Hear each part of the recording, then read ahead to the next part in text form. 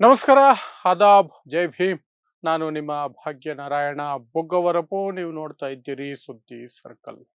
Adolf Hitler ಸುಮಾರು 12 ವರ್ಷಗಳ ಕಾಲ ಜರ್ಮನಿಯನ್ನ ಆಳಿದಂತಹ ಜಗತ್ತು ಕಂಡ ಅತ್ಯಂತ ಕ್ರೌರ್ಯಭರಿತ ಸರ್ವಾಧಿಕಾರಿ. ಆತನ 12 ವರ್ಷದ ಕಾಲಾವಧಿಯಲ್ಲಿ ನಡೆದಷ್ಟು ಕ್ರೌರ್ಯ ಬೇರೆ ಯಾರ ಆಡಳಿತದಲ್ಲಿಯೂ ಮಾಡರ್ನ್ ಹಿಸ್ಟ್ರಿನಲ್ಲಿ ನಡೆದಿಲ್ಲ ಅನ್ನೋದು ಮಾತ್ರ ಸತ್ಯ. ಯಾಕೆ ಇದ್ದಕ್ಕಿದ್ದ ಹಾಗೆ ಈಗ ಅಡಾಲ್ಫ್ ಹಿಟ್ಲರ್ ನೆನಪಾಗಬೇಕು? 12 ವರ್ಷದ ಆಡಳಿತ ಯಾಕೆ ನೆನಪಾಗಬೇಕು ಅಂದ್ರೆ, ಇತಿಹಾಸವನ್ನ ನಾವು ಯಾವಾಗ ಹೇಗೆ ಬೇಕಾದರೂ ಚರ್ಚೆ ಮಾಡಬಹುದು, ಯಾವ ಸನ್ನಿವೇಶದಲ್ಲಿ ಬೇಕಾದರೂ ಚರ್ಚೆ ಮಾಡಬಹುದು. ಅದಕ್ಕೇನು ಕಾರಣಗಳು ಬೇಕಾಗಿರಲ್ಲ. ಇತಿಹಾಸವನ್ನ ಆಗಾಗ ನೆನಪಿಸಿಕೊಳ್ಳೋದು ಇಡೀ ಸಮಾಜಕ್ಕೆ ಒಳ್ಳೆಯದು. ಆದರೆ ಇದು ಯಾರನ್ನೋ ಟಾರ್ಗೆಟ್ ಮಾಡ್ತಿದ್ದೀರಿ ಅಂತ ಯಾರಾದರೂ ತಮ್ಮ ಬೆನ್ನನ್ನ ತಾನೇ ಸವರ್ಕೊಂಡು, ಕುಂಬಳಕಾಯಿ ಕಳ್ಳ ಅಂದ್ರೆ ಹೆಗಲ್ ಮುಟ್ಟು ನೋಡ್ಕೊಂಡಂಗೆ ಮಾಡ್ಕೊಂಡ್ರೆ ಅದು ನಿಮ್ಮ ಜವಾಬ್ದಾರಿ, ನನ್ನ ಜವಾಬ್ದಾರಿ ಅಲ್ಲ. ನಾನು ಹೇಳ್ತಿರೋದು ಕೇವಲ ಮತ್ತು ಕೇವಲ ಅಡಾಲ್ಫ್ ಹಿಟ್ಲರ್ ಅನ್ನುವಂತಹ ಕ್ರೂರಿಯ ಬಗ್ಗೆ ಮಾತ್ರ ಅಷ್ಟೇ.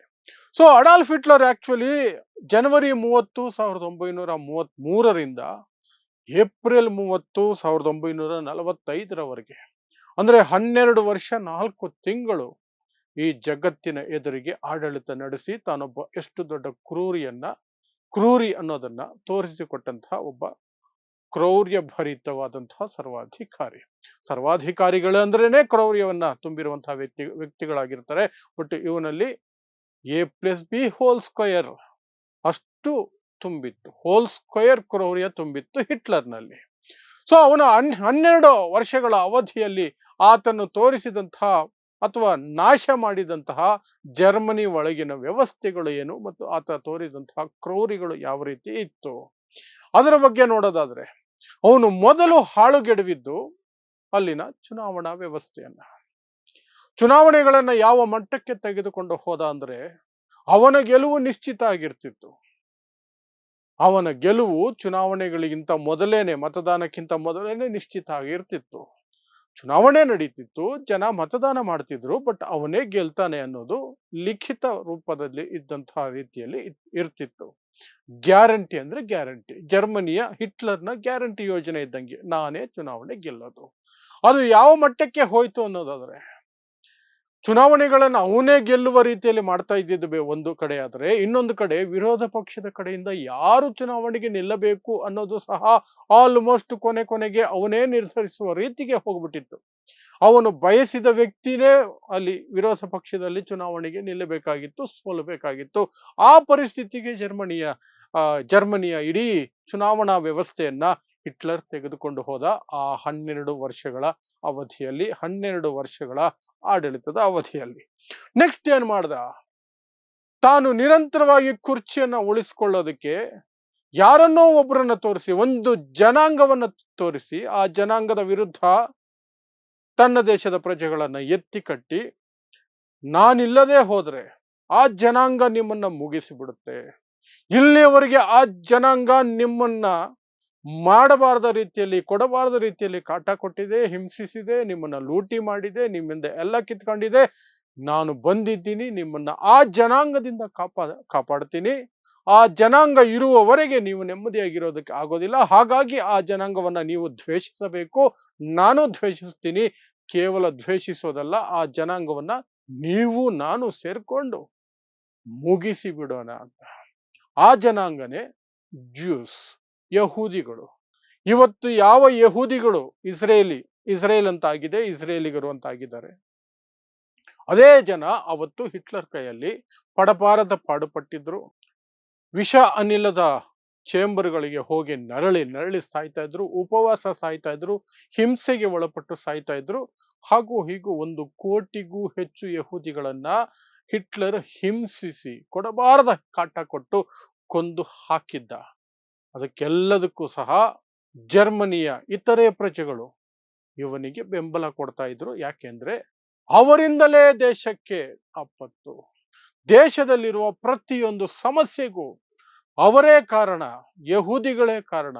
ಯಹೂದಿಗಳಿಂದಲೇ ಜರ್ಮನಿ ಇವತ್ತು ಎಲ್ಲ ಸಮಸ್ಯೆಗಳನ್ನು ಎದುರಿಸ್ತಾ ಇರುವಂತಹದ್ದು. ಅದು ನಿರುದ್ಯೋಗ ಆಗಿರಬಹುದು, ಆರ್ಥಿಕ ಸಂಕಷ್ಟ ಆಗಿರಬಹುದು, ಇನ್ಯಾವುದೇ ಸಮಸ್ಯೆ ಆಗಿರಬಹುದು. ಅದಕ್ಕೆ ಬೇರೆ ಯಾರು ಕಾರಣ ಅಲ್ಲ, ಕೇವಲ ಯಹೂದಿಗಳು. ಯಹೂದಿಗಳಿಂದಾನೇ ಇಷ್ಟೆಲ್ಲ ಆಗ್ತಿರೋದು. ಹಾಗಾಗಿ ಯಹೂದಿಗಳನ್ನ ಮುಗಿಸ್ಬೇಕು, ಆ ಜನಾಂಗವನ್ನೇ ಇಲ್ಲದಂತೆ ಮಾಡಿಬಿಡ್ಬೇಕು ಅಂತ. ಸೊ ಆ ಜನಾಂಗವನ್ನು, ಒಂದು ಜನಾಂಗವನ್ನು ತೋರಿಸಿ ಅವರಿಂದಲೇ ಆಪತ್ತು, ಅವರೆಲ್ಲ ಕಿತ್ಕೊಳ್ತಿದ್ದಾರೆ ನಿಮ್ಮ ಹತ್ರ, ನಾನು ಬಂದಿದ್ದೀನಿ, ನಿಮ್ಮನ್ನು ರಕ್ಷಣೆ ಮಾಡ್ತೀನಿ, ನನ್ನ ಪರವಾಗಿ ನಿಲ್ಲಿ ಅಂತ ಹಿಟ್ಲರು ಇಡೀ ದೇಶವನ್ನ ಆ ರೀತಿಯಾಗಿ ನಂಬಿಸಿದ್ದ, ಬಿಂಬಿಸಿದ್ದ ಮತ್ತು ಯಶಸ್ವಿಯಾಗಿ ಅದನ್ನ ಮಾಡಿದ್ದ. ಯಾವುದನ್ನ? ನರಹತ್ಯೆಯನ್ನ, ನರಮೇಧಗಳನ್ನ ಯಶಸ್ವಿಯಾಗಿ ಮಾಡಿದ್ದ. ಇನ್ನು ವಿರೋಧಿಗಳನ್ನ ಹುಡುಕಿ ಹುಡುಕಿ ಬೇಟೆಯಾಡ್ತಿದ್ದ. ತನ್ನಲ್ಲಿರುವ ಎಲ್ಲ ಶಕ್ತಿಯನ್ನ, ತನಿಖಾ ಸಂಸ್ಥೆಗಳನ್ನ, ಪೊಲೀಸನ್ನ, ಮಿಲಿಟರಿಯನ್ನ ಎಲ್ಲವನ್ನು ಸಹ ಬಳಸಿಕೊಂಡು ತನ್ನನ್ನು ವಿರೋಧಿಸುವವರನ್ನೆಲ್ಲರನ್ನು ಸಹ ಜರ್ಮನಿಯ ವಿರೋಧಿಗಳು, ದೇಶದ್ರೋಹಿಗಳು, ವಿರೋಧಿ ಶಕ್ತಿಗಳ ಜೊತೆ ಕೈ ಜೋಡಿಸಿರುವವರು ಹೊರದೇಶದಿಂದ ಫಂಡ್ ತಗೊಂಡು ಈ ಜರ್ಮನಿಯನ್ನ ಅಸ್ಥಿರಗೊಳಿಸೋದಕ್ಕೆ ಕೆಲಸ ಮಾಡ್ತಿರುವಂತಹ ವಿದೇಶಿ ಏಜೆಂಟ್ಗಳು ಇವರೆಲ್ಲ. ಇವರನ್ನ ಬಿಡಬಾರ್ದು ಅಂತ ಜನರನ್ನ ನಂಬಿಸಿ ತನ್ನಲ್ಲಿದ್ದಂತಹ ಎಲ್ಲ ಅಧಿಕಾರ ವರ್ಗ ಪ್ಲಸ್ ಶಕ್ತಿ ಏನಿತ್ತಲ್ಲ, ಆರ್ಮಿಯಿಂದ ಹಿಡಿದು ಪೊಲೀಸಿಂದ ಹಿಡಿದು ತನಿಖಾ ಸಂಸ್ಥೆಗಳು ಎಲ್ಲವನ್ನು ಬಳಸ್ಕೊಂಡು ವಿರೋಧಿಗಳನ್ನ ಬೇಟೆಯಾಡಿ ಮುಗಿಸ್ತಾ ಇದ್ದ. ಒಬ್ಬ ವಿರೋಧಿ ಇರಬಾರದು, ವಿರೋಧ ಪಕ್ಷನೇ ಇರಬಾರದು, ವಿರೋಧಿಗಳೇ ಇರಬಾರದು. ಅದನ್ನ ಹಿಟ್ಲರ್ 12 ವರ್ಷ ಸತತವಾಗಿ ಬಹಳ ಯಶಸ್ವಿಯಾಗಿ ಮಾಡ್ದ. 12 ವರ್ಷ ಮಾಡ್ದ. ಕೊನೆ 4 ತಿಂಗಳು ಮಾತ್ರ ನರಳ್ದ. 12 ವರ್ಷ ಮಾಡ್ದ. ಇನ್ನು ಹಿಟ್ಲರ್ಗೆ ಇದ್ದಂತಹ ಅತಿ ದೊಡ್ಡ ಶೋಕಿ ಏನು? ಅವನಿಗಿದ್ದಿದ್ದು 2 ಶೋಕಿ. ಒಂದು, ಮಾತೆತ್ತಿದ್ರೆ ರೋಡ್ ಶೋ ಮಾಡೋದು. ಇನ್ನೊಂದು, ಯಾವುದಾದ್ರೂ ಒಂದು ಪ್ರವಾಸಿ ತಾಣಕ್ಕೆ ಹೋಗಿ ಅಲ್ಲಿ ಮೋಜು ಮಸ್ತಿ ಮಾಡೋದು. ಮೋಜು ಮಸ್ತಿ ಮಾಡ್ಕೊಂಡಿರ್ತಾನೆ. ತನ್ನ ಆರ್ಮಿಯನ್ನ ಸಾಯಕ್ಕೆ ಬಿಡೋನು, ಅದಕ್ಕೆ ಒಳ್ಳೇದಾದ್ರೆ ತಾನು ಮಾಡಿದ್ದು ಅಂತ ಹೇಳ್ಕೊಂಡು ಓಡಾಡ್ಕೊಂಡು, ತಾನು ಮಾತ್ರ ತನ್ನದೇ ದೇಶನೋ ಅಥವಾ ಪಕ್ಕದ ದೇಶನೋ ಅಲ್ಲಿಗೆ ಹೋಗಿ ಒಳ್ಳೆ ತಾಣಗಳಲ್ಲಿ ಕೂತ್ಕೊಂಡು ಚೆನ್ನಾಗಿ ಎಂಜಾಯ್ ಮಾಡ್ತಿದ್ದ. ಎಲ್ಲಿದ್ದಾರೆ? ಬರ್ಲಿನಲ್ಲಿಲ್ಲ, ರಾಜಧಾನಿ ಬರ್ಲಿನಲ್ಲಿಲ್ಲ. ಹಿಟ್ಲರ್ ಇರೋದಿಲ್ಲ ಸಾಮಾನ್ಯವಾಗಿ. ಎಲ್ಲಿ ಹೋಗಿದ್ದಾರೆ? ಅವ್ರ ಕಡೆಯವ್ರು ಹೇಳ್ತಾರೆ, ನಮ್ಮ ಬಾಸ್ ಆ ಸ್ಪಾಟ್ ಅಲ್ಲಿದ್ದಾರೆ, ಈ ಸ್ಪಾಟ್ ಅಲ್ಲಿದ್ದಾರೆ, ಹಾಲಿಡೇ ಅಲ್ಲಿದ್ದಾರೆ, ಟೂರ್ ಅಲ್ಲಿದ್ದಾರೆ, ಟ್ರಿಪ್ ಅಲ್ಲಿದ್ದಾರೆ, ಎಂಜಾಯ್ ಮಾಡ್ತಿದ್ದಾರೆ. ವಾಪಸ್ ಬಂದ ತಕ್ಷಣ ಮತ್ತದೇ ಜನಾಂಗೀಯ ದ್ವೇಷ, ಮತ್ತದೇ ಜನಾಂಗೀಯ ದ್ವೇಷದ ಭಾಷಣಗಳು, ಮತ್ತದೇ ರೇಡಿಯೋವನ್ನ ಬಳಸ್ಕೊಂಡು ಇಡೀ ದೇಶವನ್ನ ದ್ವೇಷದ ದಳ್ಳೂರಿಗೆ ತಳ್ಳೋದು, ಒಬ್ಬರ ವಿರುದ್ಧ ಒಬ್ಬರನ್ನ ಎತ್ತಿ ಕಟ್ಟೋದು, ಯಾರನ್ನ ಮುಗಿಸ್ಬೇಕು ಅವರನ್ನ ದೇಶದ್ರೋಹಿಗಳು ಅಂತ ಬಿಂಬಿಸಿ ಮುಗಿಸಿ ಬಿಡೋದು. ಸೊ ಇನ್ನೊಂದು ಶೋಕಿ ರೋಡ್ ಶೋ ಮಾಡೋದು. ರೋಡ್ ಶೋ ಮಾಡೋದು, ಮಾತೆತ್ತಿದ್ರೆ ರೋಡಲ್ಲಿ ಆ ಕಡೆ ಈ ಕಡೆ ಜನರನ್ನು ನಿಲ್ಲಿಸ್ಕೊಂಡು ನಾಜಿ ಸೆಲ್ಯೂಟ್ ಹೊಡ್ಕೊಂಡು ಎಲ್ರಿಗೂ ಕೈ ಬೀಸ್ಕೊಂಡು ಎಲ್ಲರನ್ನು ಕರ್ಕೊಂಬರೋ ವ್ಯವಸ್ಥೆಗಳನ್ನ ಅವನದೇ ಸರ್ಕಾರ, ಅವನದೇ ಪೊಲೀಸು, ಅವನದೇ ಆರ್ಮಿ ಎಲ್ಲ ಮಾಡ್ತಿದ್ರು. ಜನರನ್ನ ಸೇರಿಸ್ತಿದ್ರು. ಕೈ ಕೈ ಕೈ ಕೈ ಕೈ ಕೈ ಕೈ ಕೈ ಅಂತ ಕೈಯಲ್ಲಿ ಆಡಿಸ್ಕೊಂಡು ಎಲ್ರಿಗೂ ಸಹ ನಾನೇ ನಿಮ್ಮ ರಕ್ಷಕ, ನನ್ನಿಂದಲೇ ರಕ್ಷಣೆ ಆಗ್ತಿರೋದು, ಜರ್ಮನಿಗೆ ಏನೂ ಇರಲಿಲ್ಲ, ನಾನು ಅಧಿಕಾರಕ್ಕೆ ಬಂದ ನಂತರನೇ 1933 ಜನವರಿ 30 ನಂತರನೇ ಜರ್ಮನಿ ಅನ್ನೋದು ಹುಟ್ಟಿದ್ದು ಅನ್ನೋ ಮಟ್ಟಕ್ಕೆ ಜರ್ಮನಿಗೆ ಸಿಕ್ಕಿರುವಂತಹ ಪ್ರತಿಯೊಂದು ಗೌರವ ಜರ್ಮನಿ ಈ ಭೂಮಿ ಮೇಲಿದೆ ಅನ್ನೋದಕ್ಕೆ ಕಾರಣನೇ ನಾನು 1933 ಜನವರಿ 30ಕ್ಕಿಂತ ಮೊದಲು ಜರ್ಮನಿ ಇರಲೇ ಇಲ್ಲ ಅನ್ನುವ ರೀತಿಯಲ್ಲಿ ಜನರನ್ನ ನಂಬಿಸುವಂತಹ, ಒಪ್ಪಿಸುವಂತಹ ಅಥವಾ ಬಲವಂತಕ್ಕೆ ಅವ್ರ ಕೈಯಲ್ಲಿ ಹೌದು ಅಂತ ಹೇಳಿಸುವಂತಹ ಕೆಲಸವನ್ನ ಹಿಟ್ಲರ್ ನಿರಂತರವಾಗಿ ಮಾಡ್ಕೊಂಡು ಬರ್ತಿದ್ದ. ಇನ್ನು ಆರ್ಮಿಯನ್ನ ತನ್ನ ಇಚ್ಛೆಗೆ ಬೇಕಾದ ರೀತಿ ಬಳಸ್ಕೊಳ್ತಿದ್ದ. ಆರ್ಮಿಗೆ ಏನಾದರೂ ಗೆಲುವಾದ್ರೆ ಅದಕ್ಕೆ ನಾನೇ ಕಾರಣ, ನನ್ನಿಂದನೇ ಆಗಿದ್ದು ಅಂತ. ಆದ್ರೆ ಆರ್ಮಿ ಯಾವಾಗ ಸೋಲೋದಕ್ಕೆ ಶುರು ಮಾಡ್ತೋ ಅಲ್ಲಿಗೆ ಅದನ್ನ ಬಿಂಬಿಸೋದು ಬಿಟ್ಟ. ಆ ನಂತರ ತಾನೇನು ಮಾಡಬೇಕು ಅನ್ನೋದರ ಚಿಂತೆಯಲ್ಲಿ ಕೊನೆಯ 4 ತಿಂಗಳು ಕಾಲ ಕಳೀತಾನೆ. ಕೊನೆಗೆ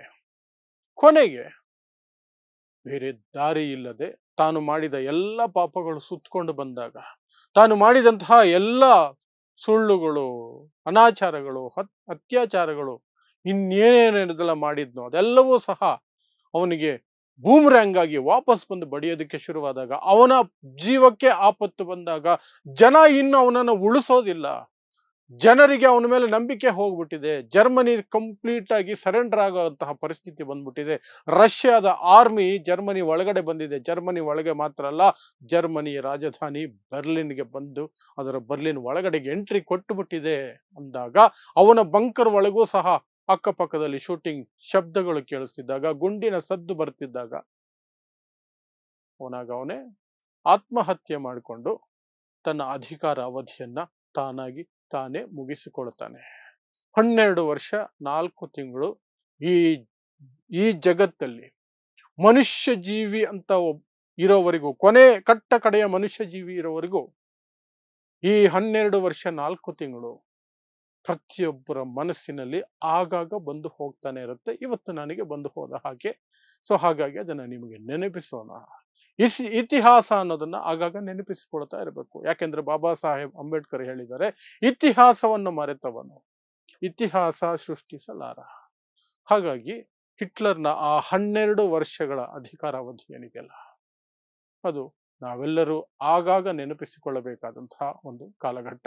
ಅದನ್ನ ಮತ್ತೆ ನೆನಪಿಸುವಂತಹ ಪ್ರಯತ್ನವನ್ನು ಮಾಡಿದ್ದೀವಿ ಅಷ್ಟೇ. ಸೊ ಇಂತಹದ್ದೇ ವಿಶೇಷ ಸುದ್ದಿಗಳಿಗಾಗಿ ನೋಡ್ತಾ ಇರಿ ಸುದ್ದಿ ಸರ್ಕಲ್. ನಾನು ನಿಮ್ಮ ಭಾಗ್ಯನಾರಾಯಣ ಬೊಗವರಪು.